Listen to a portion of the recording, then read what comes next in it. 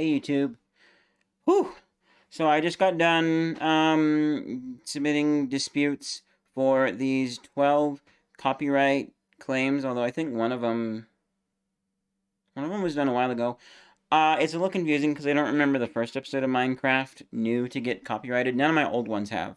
And there's like a lot of different people saying that they've gotten copyright from various, that one's by Lo-Fi Bloom, getting various copyright claims on their Minecraft stuff by companies who obviously don't own it because it's Minecraft and you are specifically allowed to stream Minecraft. I had one that was by some other company. I forget which one it was.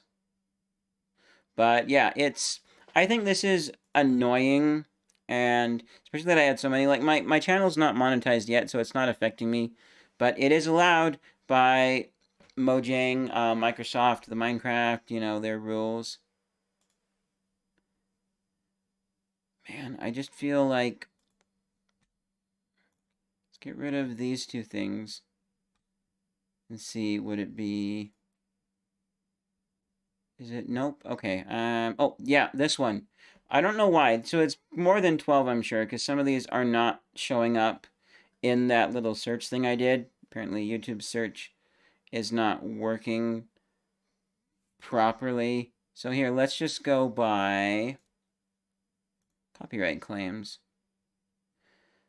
And that one's totally fine. So some of these, I think are, oh, it's only showing 17 here. So I'm not sure if this is actually all of them or not. I think some of them may have been, if there was episodes lower than 123, I didn't see any copyright claimed. So they may have been released. But I checked my email and I didn't see anything about that. So this is a little bit annoying, and it will become more annoying, and I'll be putting more focus on actually disputing stuff right when it happens.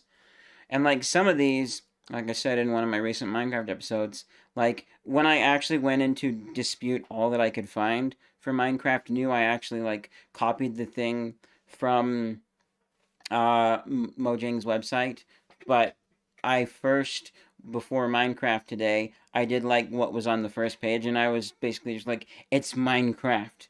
They allow us to use it. Something like that, basically. I think that YouTube needs to have some sort of human review on this stuff. I recognize that YouTube has the content ID system as a safeguard, as a way to say, hey, look, court, if we're ever in court, we have a system for all these content creators who have copyright, all these copyright holders, to actually do something about their content being used against the copyright laws. And yes, there is fair use, and that is technically up to a judge. But if you're being very transformative and more stuff like I'm gonna start doing a music review series at some point where I review a lot of songs that I like. And part of that is because I've seen a few videos where people have done that and it's interesting. But one thing that I think doesn't fall under fair use, and if the company wants to allow them to have their video up, that's fine, cool. But one thing is, it's kind of just like, hmm, yeah, that's good. That's a good song. No, you have to, a little more than that. You have to actually, so I'm going to actually be talking about why I like it and a whole bunch of stuff.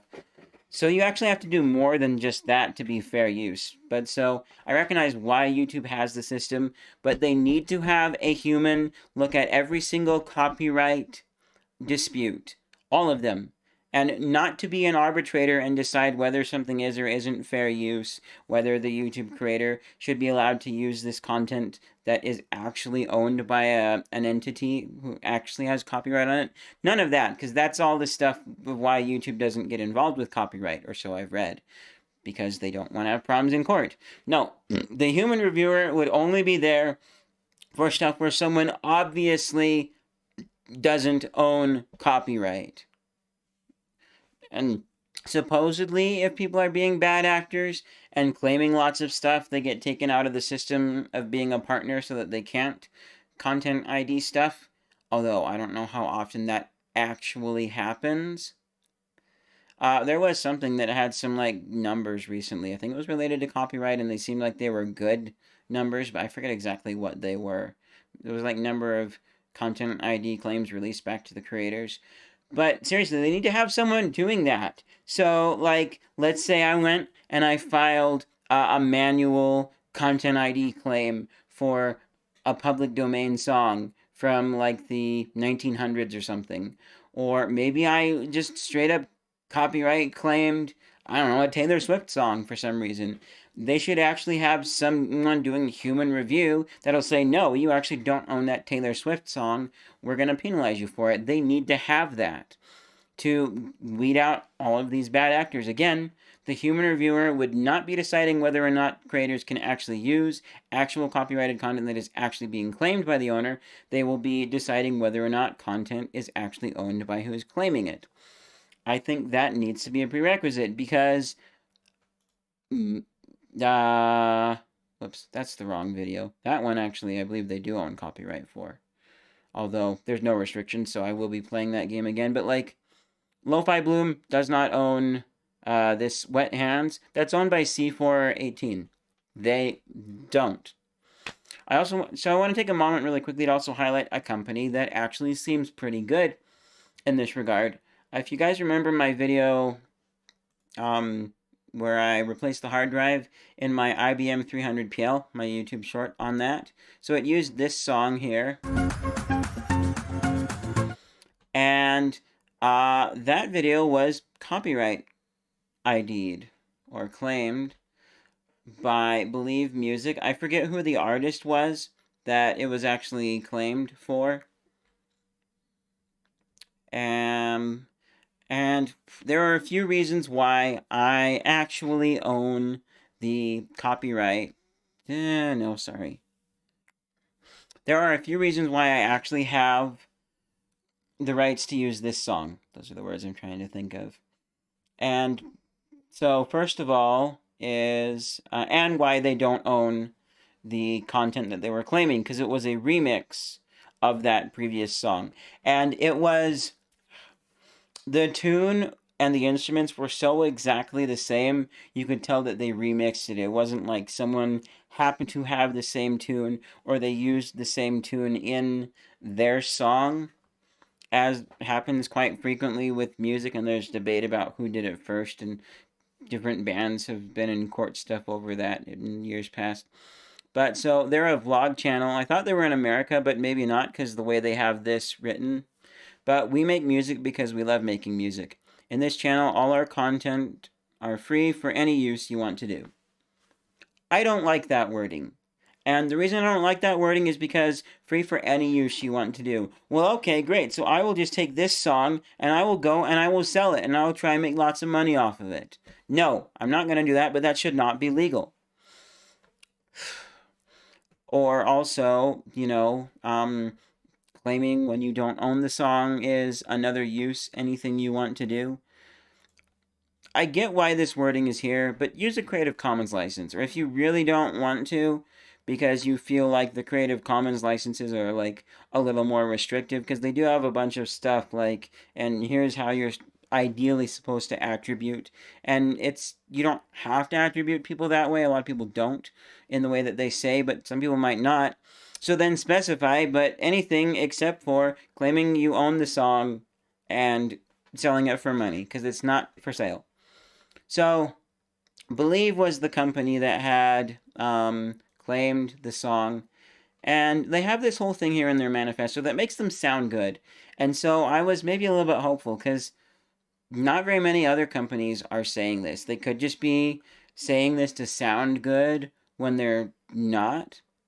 But other companies don't. They just claim stuff.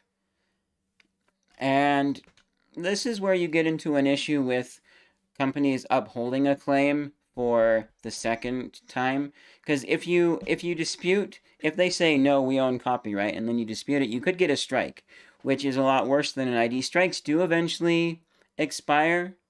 If you don't get too many of them, you have to get 3 within a 90-day period, I think, or something like that.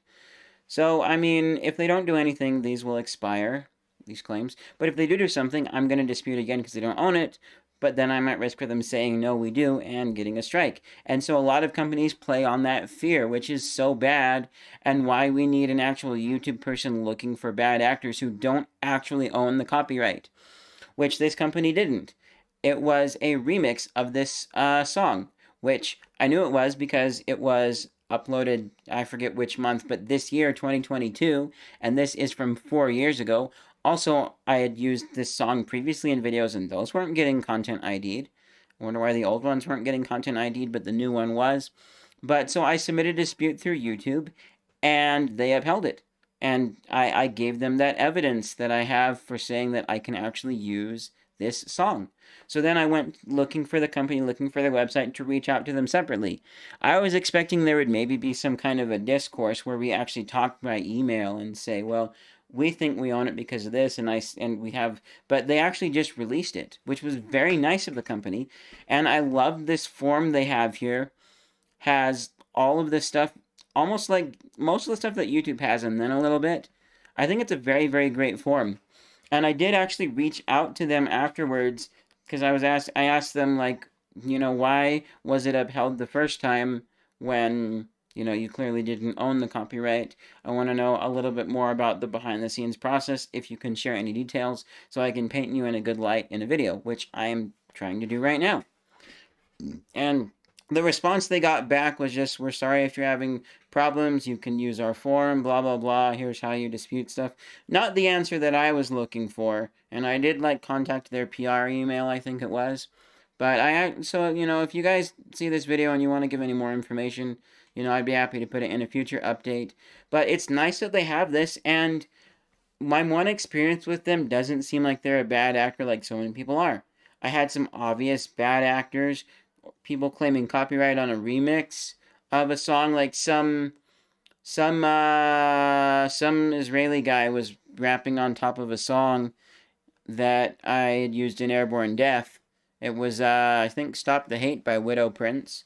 That was years ago, because Airborne Death. That one I believe did get released, but it, to me back then, was annoying, and so short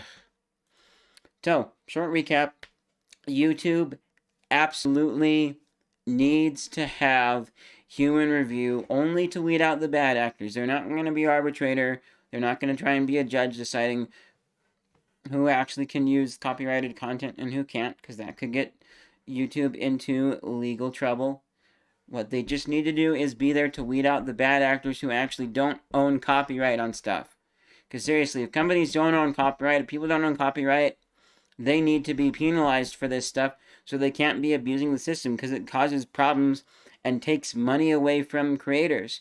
And that's why, I forget who it was, but Linus on the WAN show once talked about a creator that, made, I think, maybe he made a few news headlines, I'm not sure, but he actually went to court, and they upheld his fair use. And Linus says that of the, I forget how many, but of the several times that people have gone to court, there's enough track record that courts do uphold fair use that give it a shot. Which, it is expensive. And so with my case with with this song right here, I was thinking, well, if they're still upholding it or whatever, maybe I'll go see if Ian Corzine, the YouTube lawyer, or I think Legal Eagle, I don't know if he does stuff for YouTubers or if he's just is other legal stuff that he talks about, but he talks about legal stuff on YouTube. But I thought about reaching out to either of them and being like, hey, so I have this, could you represent me? And just a ballpark estimate. I understand that going through court is an unknown amount of time, and so therefore an unknown expense. But what is your rough estimation? How much, $50, $500, $10,000, what are we looking at, so I can decide if I could actually afford that or not? Which, Believe was nice. They upheld their values, and they actually released the claim on the video. So, thanks, Believe, for doing that. And again, this is just my 2 cents about YouTube actually having a human moderator in there. And also, other companies need a human moderator too. It's fine to have an automated system that automatically does find stuff, because, trust me, if someone's using some of my content right now, I wouldn't have any idea. We need the automated system for this stuff. Also, the automated system should be available to more creators and not just partners. That might open up the floodgates to more bad actors, but still, I think we should have access to what these bigger companies do for actual content that we own and that we can set rules for. But anyways, that's it for this video. If you liked what I had to say, leave a like down below. Go check out the other stuff that I do. This is, just kind of a one-off video talking about this because it's happened to me and because of this. Well, except for, like, some of this is, it does use the melody, but it's like a MIDI version of it. So, but I think they could copyright claim, or like this, absolutely yes. This is when I accidentally had my computer audio on while I was doing the masking for Airborne Death that never ended up in the final film, and so obviously yes, the company who claims for Ingrid Michaelson should get any revenue for that. But yep, that's it, and I'll see you guys in whatever's next. Bye!